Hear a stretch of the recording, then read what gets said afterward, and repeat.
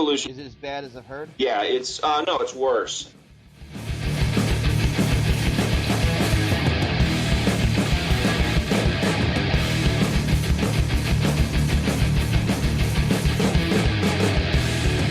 You are listening to Urban Wildlife Podcast.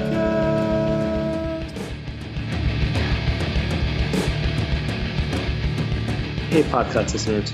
For this episode, we're going to shift away from the usual format, and instead we're going to play the extended version of an interview that Tony had about a year ago with Craig Brailsford, an American birder living in Shanghai and the author of the Shanghai birding website, blog, etc. There's a lot of amazing stuff on Craig's website and on the social media. I like to highlight one post that really drew our attention titled White-Bellied Green Pigeon, or How We Slogged Our Way Through the Shanghai Smog and Picked Up a Lifer. It sort of has everything. It's got a great birding find. It's got, wetlands near an urban area under development pressure. And it includes smog very much as a weather feature that naturalists in Shanghai, birders in particular, have to contend with when they're just going out to look for cool birds. So as usual, if you do like the podcast, please do let people know about it. We want you to tell your friends, to email your friends, send your friends postcards, tell them on Facebook, on Twitter, Snapchat, you name your social media. If you could share the podcast there, we'd love it. The other thing to do is to please rate us on your podcasting platform of choice, whether that's iTunes, Stitcher, or something else that we're not so aware of. Feel free to get in touch with us at urbanwildlifecast@gmail.com. You can hit us up on Twitter at urbwildlifecast. It's easy to find us on Facebook, all those ways. Please let us know what you're thinking. And if you have any ideas for episodes or topics or want to record a little something about urban wildlife, nature, where you are or where you might be visiting, we'd love to have it. We'd love to put it on the episode. So with that, thank you very much for listening, and we'll give you Craig and Tony. Hey, Tony. Hey, how you doing? Pretty good. How you doing? I'm great. It is nice to connect with you. Hold on, let me put my earpiece in. Fantastic. So when you're all about birding Shanghai now, is it more about like using Shanghai as a base to get out into the general region, or how much do you actually bird within the city limits of Shanghai? Good question.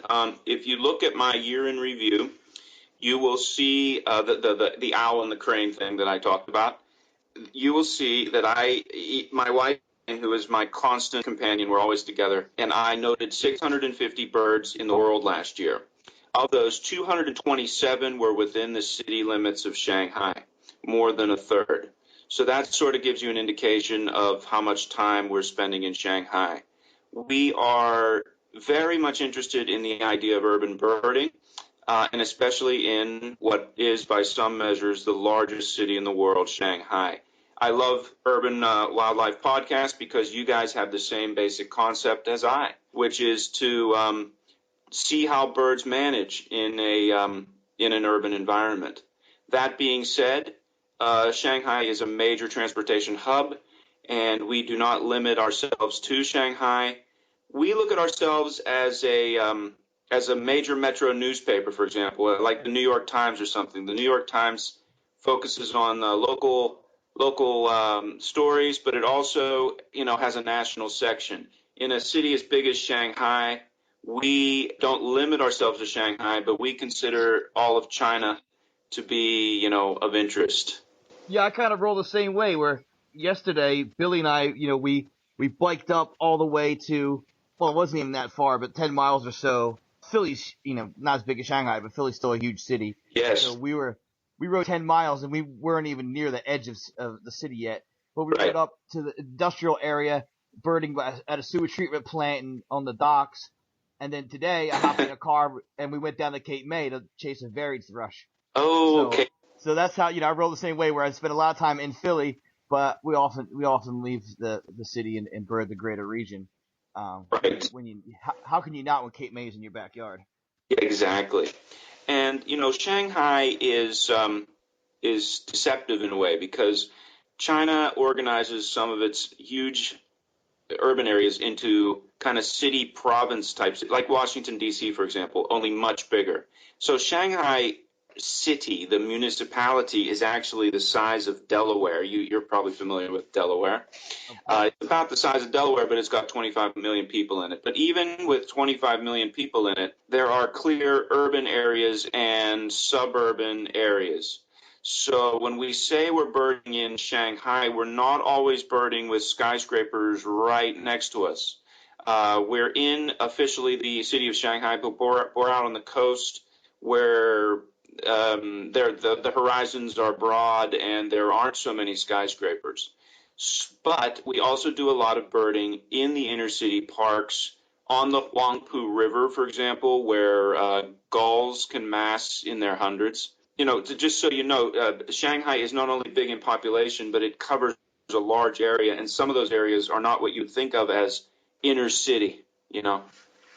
Right, and yes, we are from we're based in Philly, which is pretty dense from end to end. I mean, there's a few areas that are a bit more suburban, but they're few and far between, and even those would be considered urban. They're about as they would be the suburban areas within Philly city limits would be like Los Angeles or like Houston. Yeah. Not every, but other people live in these big sprawling cities out in the West, and we have to consider that different wildlife as well. We can't just consider it these super dense cities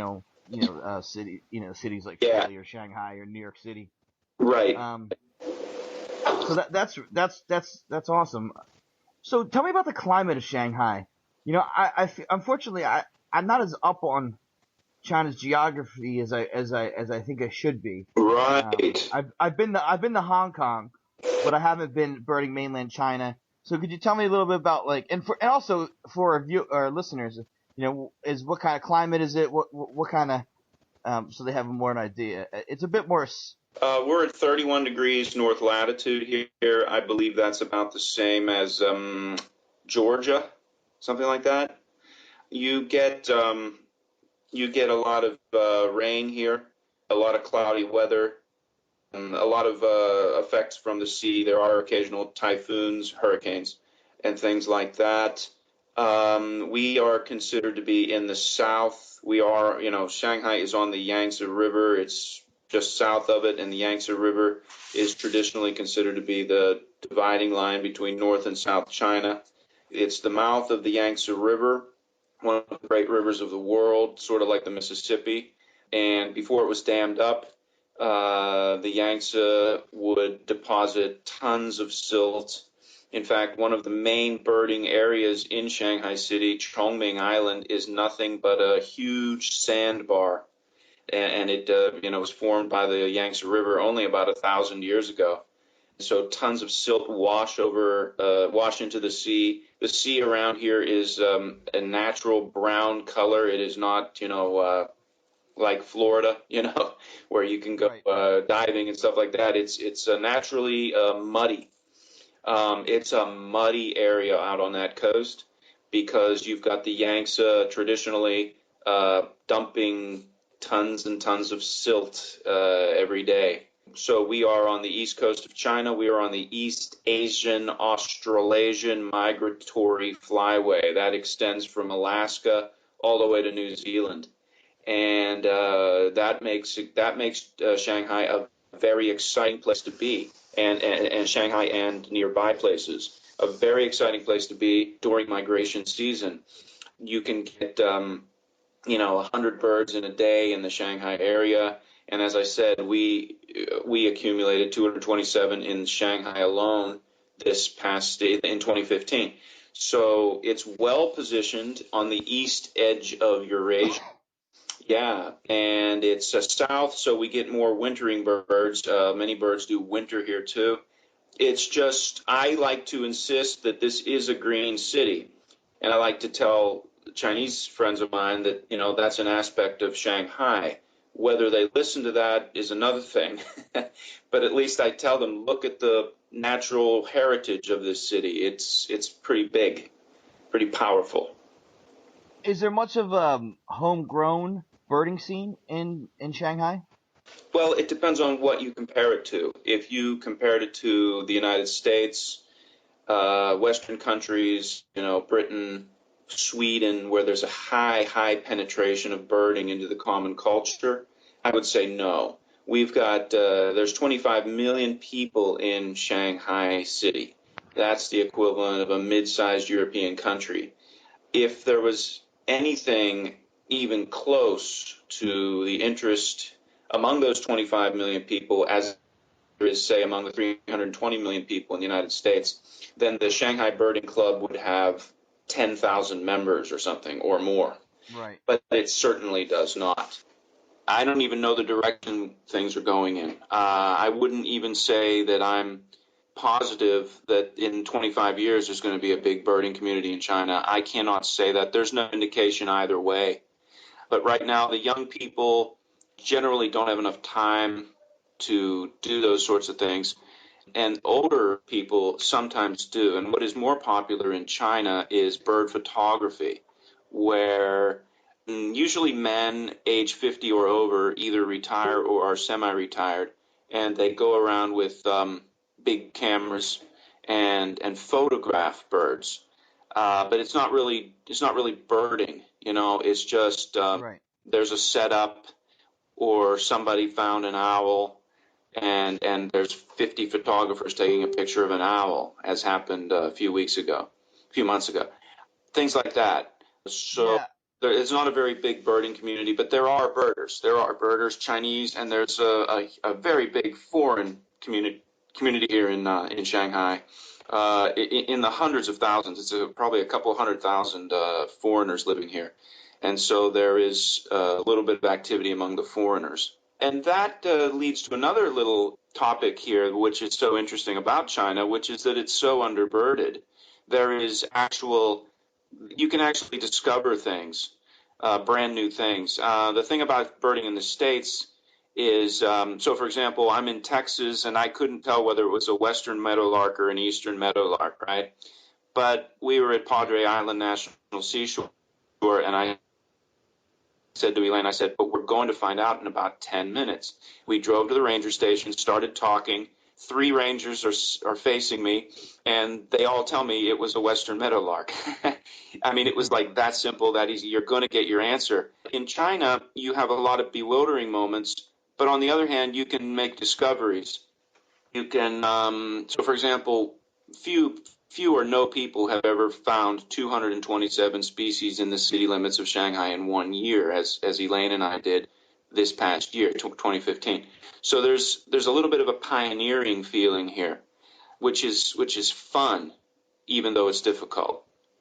Is there like an established list of species for Shanghai, and have you added any to that list? Have you found new birds for Shanghai? There is a list. A few people keep a list. It adds up to what was it, 440 species. I'm not sure off the top of my head. What would I have added? There might be one, and I can't remember what it is right now. There was one. It's slipping my mind right now. But it's not many. It's not many. There have been birders here over the years, and things have been found. I just haven't been lucky enough to get a lot of brand new species for Shanghai. I technically have one for Philly, but it's contentious because after a hurricane saw a bridal turn, but everybody else counted it from the New Jersey. It was flying up the river, and everybody else counted it from the New Jersey side, even though we were all in Philadelphia. They considered it to be on the other side of the river, therefore in New Jersey. However, in my mind, I'm personally concerned if I can see it from Philadelphia, I count it for Philadelphia because as a Philadelphian, and I work for Parks and Rec and everything, and I was on Parks and Rec property, I like to think about what we can see in Philadelphia, and as long as I can see it for Philadelphia, I count it for Philadelphia. But other people think it has to be like, within the actual waters. But, yeah, we don't actually have that problem in Shanghai. Yeah. So, you talked about this hunt for this green pigeon. Which species of green pigeon was it? It's a white-bellied green pigeon. Now, green pigeons, I've seen them in Southeast Asia. They're a lot more. They're not normally found that far north. No, they are actually, because that bird was probably from Japan. In Japan, white-bellied green pigeon is not an uncommon bird, from what I understand. I haven't birded in Japan much. Also in Taiwan, they were common. I've birded Taiwan, so I've seen them in several places. And I believe they're on the mainland, but they're just very scarce. And that is just an example of the kinds of rarities that occur on a coastal birding route, as you know, living in Philly. Things just show up. And, you're talking about the geography of Shanghai and China. Unlike the United States, where we have an east coast, but the Chinese have land. There's land still to the east, even though you're on the sea. So you got major land masses like the Japanese islands, Taiwan, which are, out. And so you're not only getting birds flying down the east coast and back up again, as you would in the eastern United States, but you get birds that are coming in from land to the east and crossing the sea. And that was probably the case with the white-bellied green pigeon.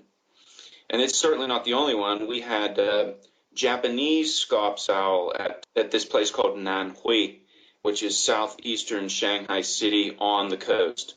So we had Japanese scops owl, a very rare record on mainland China. How close are you to what are the Poyang Lakes? Poyang Lake, I don't know what it is in miles. It's an overnight train ride, and you're there basically, like a 7-hour train ride on the bullet train. I was mistaken. That for some reason I thought it was near Shanghai. Well, it's sort of. It's close enough that a lot of people fly into Shanghai and then overnight to Nanchang and then go to Poyang Lake. Poyang Lake is famous. Siberian crane spends the winter there. Yeah, it's something I've thought about trying to do to see that bird. Yep. Do you get any cranes in Shanghai? Oh yes, 100 or so hooded cranes spend the winter within the city limits of Shanghai on that island I was telling you about, Chongming. Wow. So about 100. They should be there right now. I saw them a few weeks ago. They're regular there. They spend the winter there. There is a nature reserve set up for them and the many other species that live on the eastern edge of that island. Nice thing to see. Common crane also associate with them, with the hooded cranes. Wow, both gorgeous birds. I've never seen a hooded. I've seen common cranes, but not hooded cranes. Wow. Right. East Asia is crane central, right? Yeah, I've seen red-crowned in Japan. Oh yes. We saw red-crowned just earlier this month, up at a place called Yancheng, which is 200 miles north of Shanghai, and it is a established place for wintering red-crowned cranes. And we consider that we look at it again like the New York Times. We consider that our metro area. You know what I'm saying? Right. We cover Yancheng. We cover even down to Zhejiang, the mountains in Zhejiang. So that to us is the Shanghai region, and then there's the Shanghai city, which is within political boundaries of Shanghai. Besides birds, is there any other wildlife that people might find particularly remarkable that you see in Shanghai? Right. The carnivore that lives in the inner city, I mean, right down into the very deepest depths of the city, is Siberian weasel. We think, my theory is that they've just always been here. They're all over. They're all over from Russia all the way down into Southeast Asia. So they've always been in the region, and I think they've always been in the area. I'd say that the weasels that are living here now were not brought in or didn't migrate in. I think they've just always been here, and as the city built up, they just sort of got out of the way and then moved back in when it was all settled down. A park would go. Are these like teeny tiny weasels, or are they like fairly good sized? they're long and thin. They're like weasels. They're your typical sized weasel. About as large as a cat or something like that.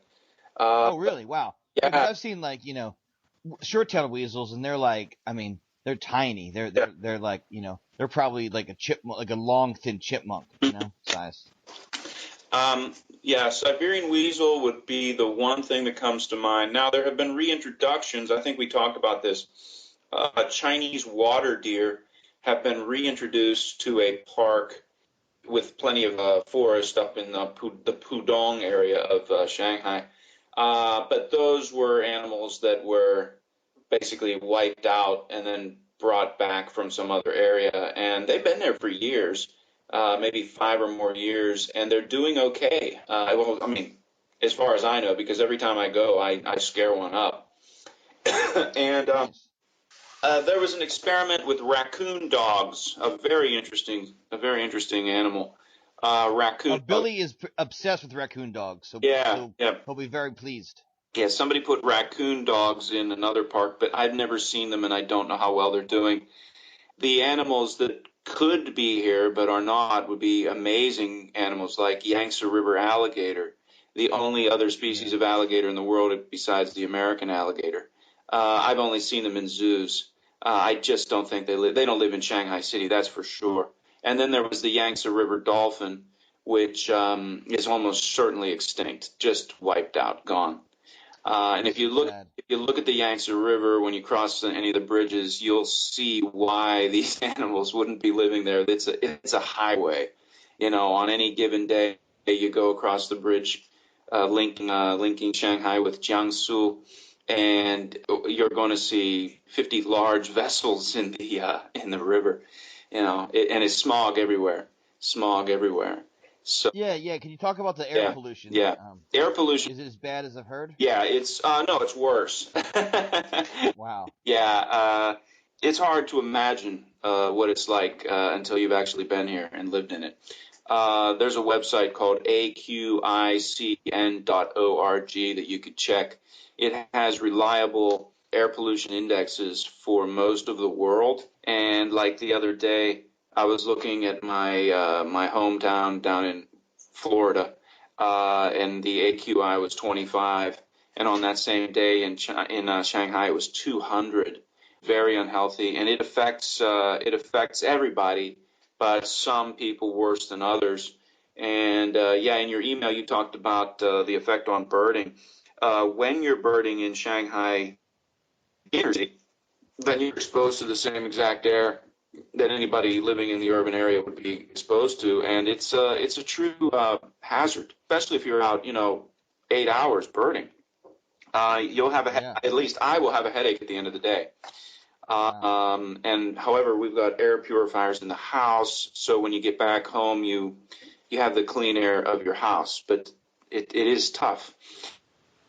And because one city merged into the next here, just to give you an indication, Jiangsu, right? Jiangsu is smaller than the state of Pennsylvania, and it has 80 million people.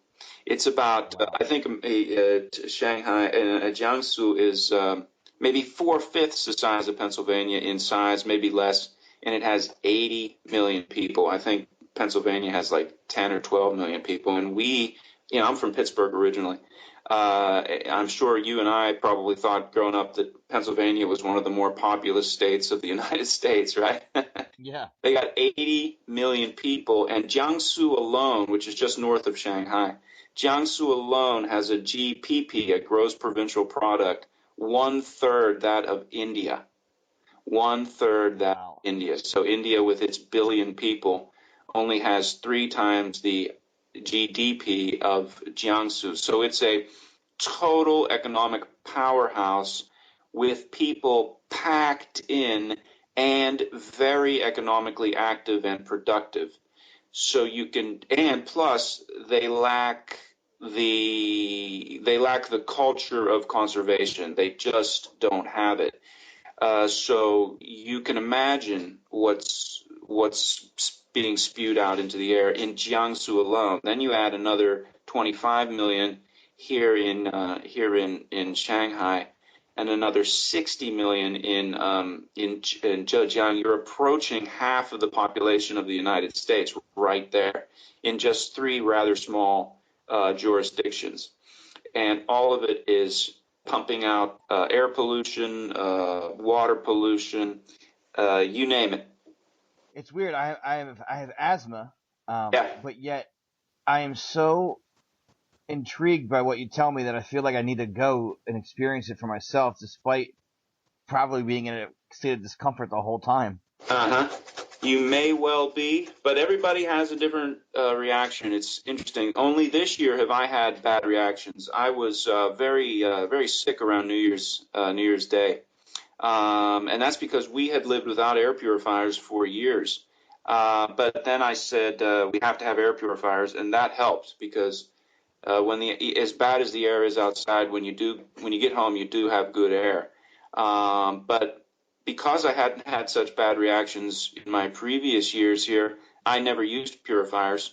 So people change over time, and then everybody's different. But if you've got asthma, I would say watch out in China. Watch out in Eastern China, at least. Oh, well, one question that comes to mind is how are the green spaces organized? Is there a park system? Is it just like areas that just for whatever reason haven't been developed yet? Like, where are you birding in, like, and what, why are they still green areas? Yes, that's a good question. It's both. There are managed areas, and then there are places that development just hasn't gotten to yet. As for the latter, those places are fewer and fewer. The place that we were talking about called Nanhui, which is the southeastern part of Shanghai city in the Pudong area. That place, the government basically built a satellite city, and now it's building out toward the coast, and there are bulldozers and backhoes all over the place. They've already destroyed a lot of the reed beds around there. And I don't know what the final plan is going to be. Another thing is land reclamation on the coast. What they do is, because it's a muddy, very, gently sloping coastline, it's a little bit simpler for the engineers to reclaim mud flats and turn it into dry land. That's happening in Shanghai City too. What that'll mean is millions of birds have depended on the mud off of the coast of Asia there, so that they can, it's a rich feeding area supporting in historical times, millions of birds. And what happens now is, like, for example, you can see it in Shanghai. They build first like jetties out, and then they connect the jetties out in the sea with a massive wall, so that what happens is the seawater doesn't like wash over the mud and then recede. What it does is it goes up and down a massive wall, and the mud is never exposed. And so those birds that depended on mud flats have nowhere to go. And that is definitely happening all over the coast of China. I've been up and down the Jiangsu coast, all over. I've been all over the Shanghai coast, and I've seen it with my own eyes. They're leaving very, very little of those mud flats, but there's still some, so you can still, go out and see thousands of birds. In the inner city, there's several good parks, well-run parks, clean, and they charge admission. And one is based on Central Park in New York City. It's called Century Park, and it's the one that I recommend on ShanghaiBirding.com as the one park to go to find birds. You can find a good 35 species on a fall or winter's day in Century Park. I don't know how that compares to Central Park in New York. Probably not quite as good, but 35 isn't bad.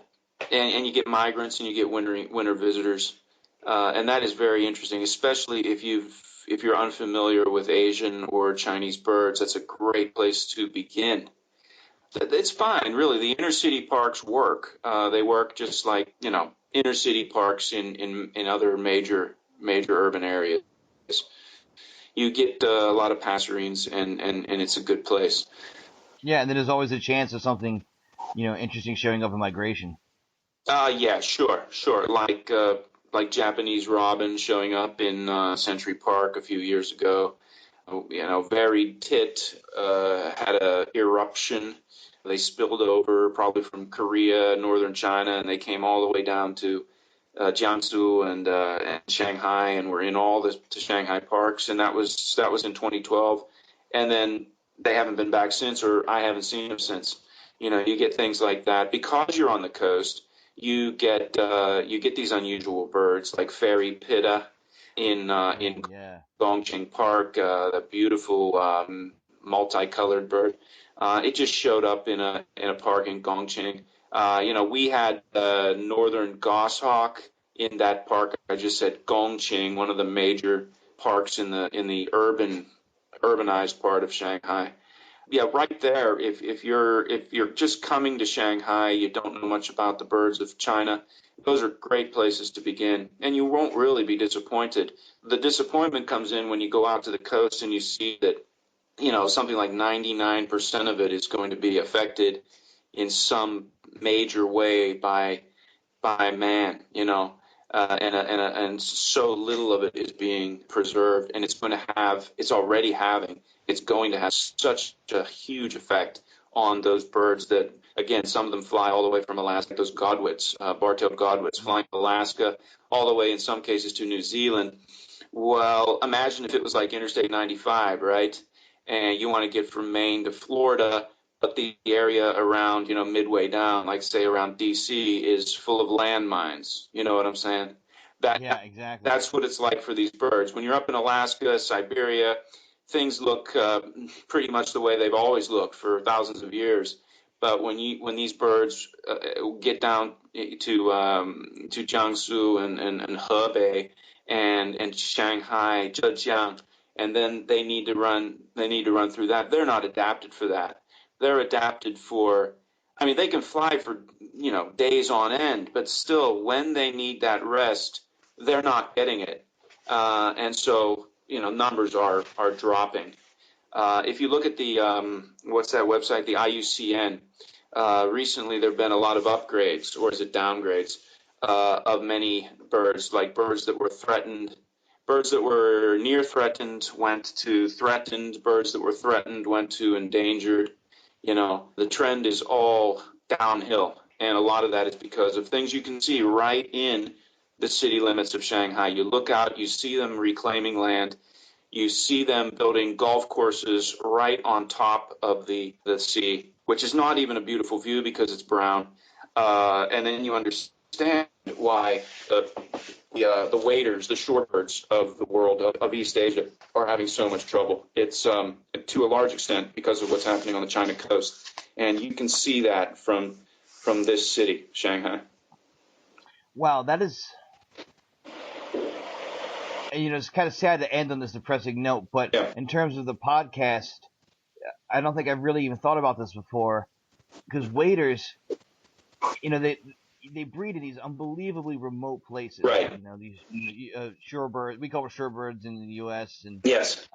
waders in Europe, they call them waders. But like sandpiper, remember I'm talking to people who aren't birders necessarily, our general listeners, but sandpipers, plovers, godwits, curlews, Right. they breed in like tundra, ponds, like ponds of melting permafrost in boreal forest bogs in the most remote places in the world.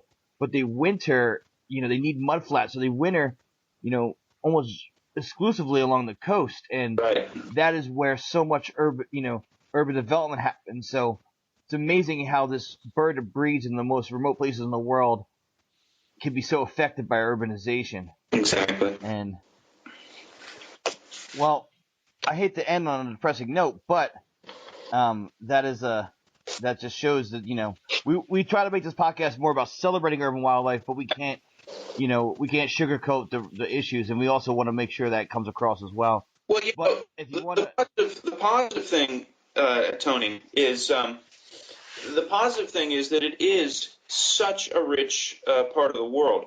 China is about the same size as the United States, but it's got 1,400 plus species of bird. My field guide to the birds of North America has something like 900 birds in it. That includes U.S. and Canada, which covers an area twice the size of China. It is extremely rich, even now. And what we're talking about the coast is, in my opinion, the worst of it. So if we get the worst of it out of the way, then the other stories to tell about China are not quite as bad, although deforestation is another major problem. But anyway, not, the very biggest issue is the coast. So, and since we live in Shanghai here, I can't ignore it. In fact, I'm faced with it every time I go birding. But there are, that's the worst of it. Get that out of the way, and then you can sort of say, okay, now let's go to those mountains just 150 miles away from here, and you'll get well-preserved areas set aside for tourism. I'm talking about the Tianmu Mountains, just 150 miles away from here. Because Shanghai now has money, people have money around here, the park authorities charge a hefty fee, but they keep the place clean. It looks like a national park in the United States where there's garbage cans placed around the roads and the areas, and people pick them up, and nobody cuts the forest. Nobody poaches because everybody's pretty much got enough money. They don't need to do that sort of stuff anymore. So that kind of stuff is really good, and that's not that far from here. And it's a window into these wonderful birds of Asia. I didn't mention Shanghai is right on the border of the Palearctic and it used to be called the Oriental region or the Indo-Malayan region. Basically, it's on the border of what we consider to be the northern parts of Eurasia. The Palearctic stretches all the way across Eurasia to Europe, and then the Southeast Asian species. You can see birds that everybody from Europe would recognize, such as bramblings, bramblings. But then you can also see birds that you wouldn't see unless you came to Asia, such as, scimitar babblers. That's all. You can see them both in one day in the Shanghai region, especially once you go inland and into the more recreational areas and the mountainous areas southwest of the city. There's much less population pressure. And in fact, what they're doing is saying, look, the populations of Shanghai, Hangzhou, another 10 million people, they need a place to relax. We cannot give them the coast. The coast is too important, and we got to industrialize it. And sorry, but the mountains, they are preserving much better than the coast. And there you can have quiet times in the forest. You can see wild pheasants. You can see jays, which would be typical of northern Europe. And then you can see laughing thrushes, which are typical of Southeast Asia, in one tree. So that's extremely positive, and that actually makes living in Asia so interesting. It makes it balances out the problems and allows the true beauty of this area to show through.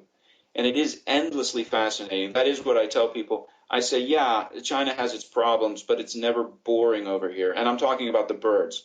The environment has its problems, but it never ceases to be fascinating.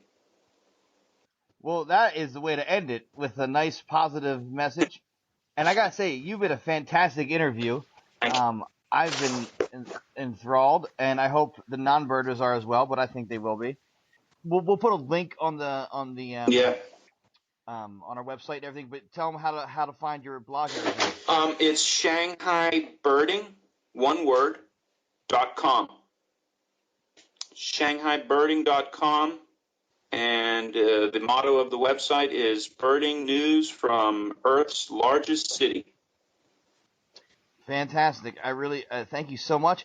And you never know, I might make it out there. So I hope you can show me around Shanghai. Welcome. Oh, I would love to, Tony. Please come. Hey, podcast listeners.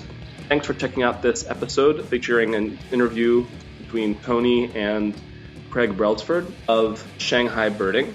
We hope you liked it. Again, feel free to get in touch with us at urbanwildlifecast@gmail.com or on Twitter, urbwildlifecast, or find us on Facebook. Really easy to find us there.